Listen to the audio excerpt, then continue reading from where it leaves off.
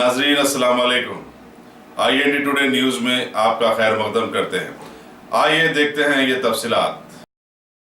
दोनों शहरों हैदराबाद और सिकंदराबाद में 2 रोज से जारी बारिश आज सुबह थम गई थी, लेकिन शाम 4 बजे से दोबारा बारिश ने शहरियों को परेशान कर दिया है। महकमे मौसमियात ने आइंदा 2 दिन के दौरान शहर हैदराबाद के अलावा कई अजला में वक्फे से बारिश होने की पेशकशी की है। शहर में बारिश से बचने के लिए इस्तेमाल की जाने वाली छतरियों और वाटरप्रूफ की फरोख्त में इजाफा हुआ है।